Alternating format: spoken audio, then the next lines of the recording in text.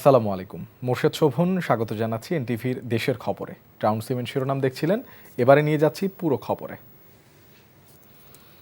আজ সন্ধ্যায় জাতির উদ্দেশ্যে ভাষণ দেবেন অন্তর্বর্তী সরকারের প্রধান উপদেষ্টা অধ্যাপক মোহাম্মদ ইউনূস। প্রধান উপদেষ্টার প্রেস উইং জানিয়েছে সন্ধ্যা ৭টায় ভাষণ প্রচারিত হবে। বাংলাদেশ টেলিভিশন, বাংলাদেশ বেতার এবং বেসরকারি টেলিভিশন চ্যানেলে সরাসরি এই ভাষণ সম্প্রচার করা হবে।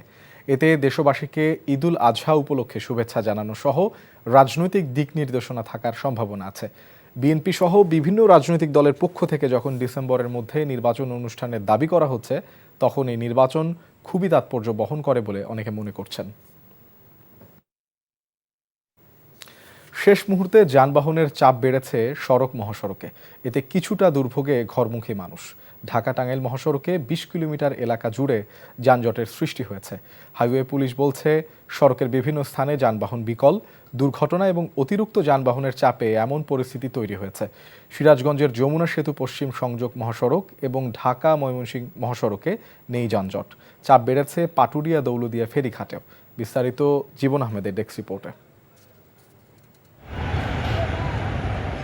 ঢাকা টাঙ্গাইল যমুনা সেতু মহাসড়কের চিত্র এমন। অতিরিক্ত যানবাহনের চাপে মহাসড়কের ২০ কিলোমিটার জুড়ে যানজটের সৃষ্টি হয়েছে। থেমে থেমে চলছে যানবাহন। এতে দুর্ভোগে ঈদে ঘরমুখ মানুষগুলো। সবচেয়ে বেশি দুর্ভোগে যারা বাস না পেয়ে ট্রাক ও পিকআপ ভ্যানে করে রওনা দিয়েছেন। রাত ৮টার সময় রওনা দিয়েছি, চান্দুরা ক্রস করছি সকাল ৮টা। ঢাকা থেকে প্রায় ৯টার সময় রওনা হয়েছি, এখনও আমরা হাইওয়েতে টাঙ্গাইল পর্যন্ত।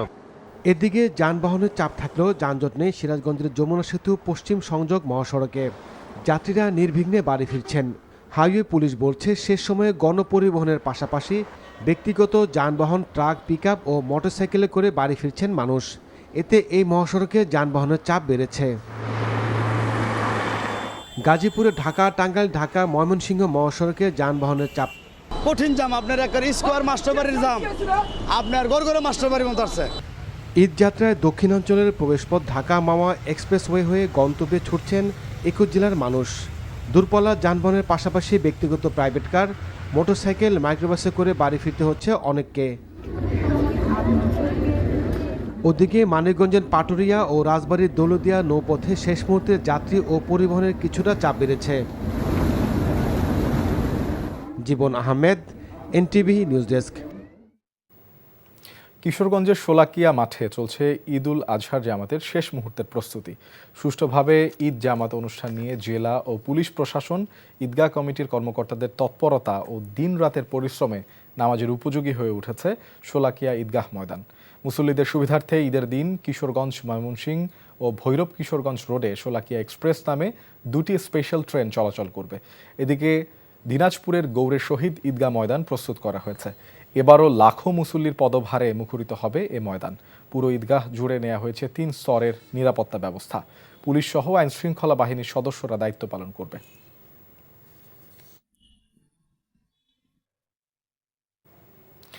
ঈদের আগের দিন হঠাৎ করে রাজধানীর পশুর হাটগুলোতে পশুর সংকট দেখা গেছে।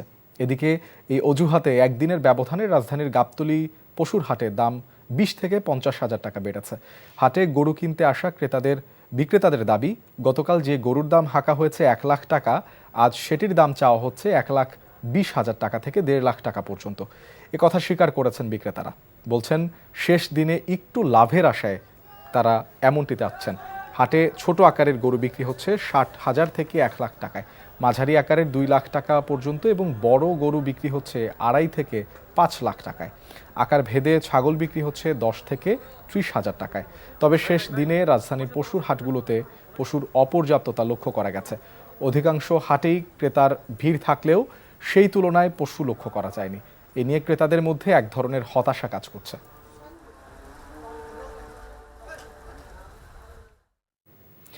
ঈদুল আজহার জামাত এবং ছুটিকে কেন্দ্র করে পর্যাপ্ত ব্যবস্থা নেওয়া হয়েছে জানিয়ে স্বরাষ্ট্র উপদেষ্টা বলেছেন, নিরাপত্তা বিঘ্নিত হওয়ার কোনো সম্ভাবনা নেই।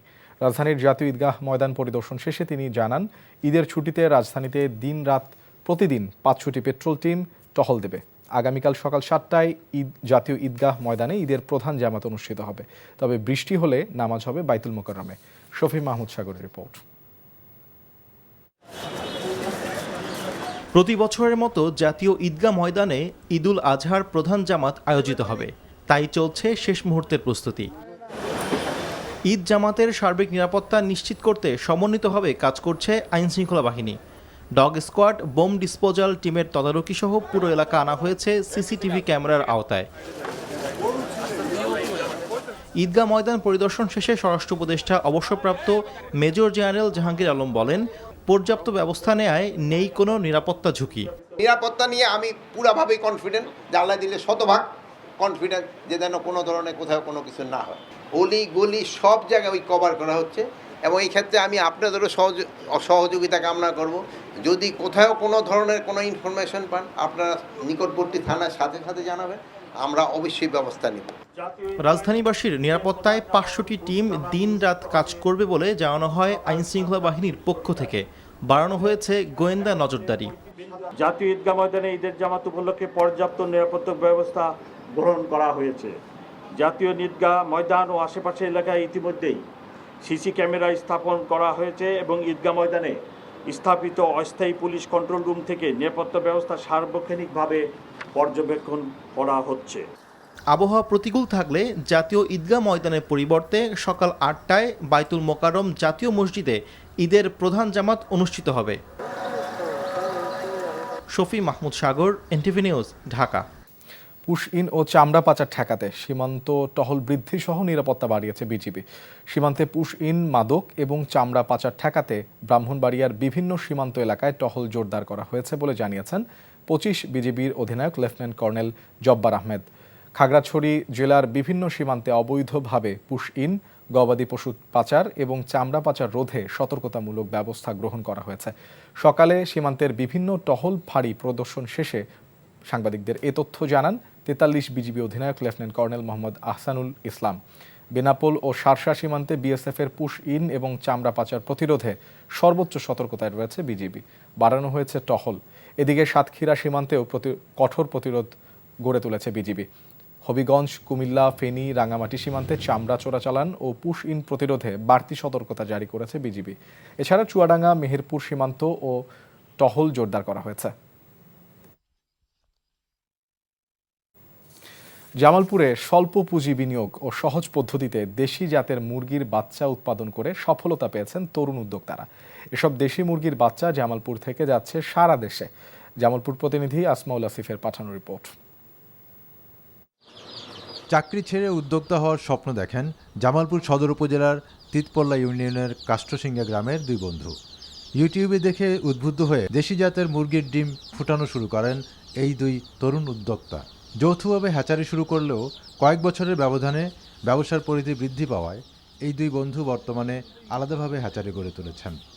এখন আমাদের এলাকায় কমপক্ষে 1 থেকে 150 জন লোক এই পেশায় নিয়োজিত এবং এখান থেকে খুব ভালো টাকা আর্নিং হচ্ছে প্রত্যেক মাসে। প্রত্যেকটা মেশিন 2000-3000 ক্যাপাসিটি, আর আমি মাসে প্রায় 40 থেকে 50,000 বাচ্চা সারা বাংলাদেশ এখন আমি সেল করি। দুই বন্ধু হুমায়ুন কবির ও আল মামুনের সফলতা দেখে অনুপ্রাণিত হয়ে একই এলাকার অনেক তরুণ চাকরি ছেড়ে দেশি মুরগির বাচ্চা উৎপাদন করতে হ্যাচারি স্থাপন করেছেন। এখানে আমার ইনভেস্ট করা লাগে 4 থেকে 5 লাখ টাকা ইনভেস্ট করা লাগে। এখান থেকে আমি 6 থেকে 7 লাখ টাকার মতো এখান থেকে আমি টোটাল বিক্রি করা অবশেষে আমি পাই। চাকরি ছেড়ে মোটামুটি আমার 15টা মেশিন স্টার্ট করি 2000 ক্যাপাসিটি। মান্থলি 1 থেকে 1.5 লাখ টাকা অনায়াসে চলে আসে। জেলার প্রাণী সম্পদ কর্মকর্তা জানান, উদ্যোক্তারা যেন অর্থনৈতিকভাবে স্বাবলম্বী হতে পারে সেজন্য সহযোগিতা করা হবে। এছাড়া তাদেরকে বিভিন্ন ঋণ প্রাপ্তির ক্ষেত্রে আমরা বিভিন্ন অর্থ লগ্নিকারী প্রতিষ্ঠানের কাছে যোগাযোগ করে তারা এই কাজে আরও বেগবান করতে পারে এবং তারা অর্থনৈতিকভাবে স্বাবলম্বী হতে পারে, সেই ব্যাপারে আমরা সর্বোচ্চ সহযোগিতা করব।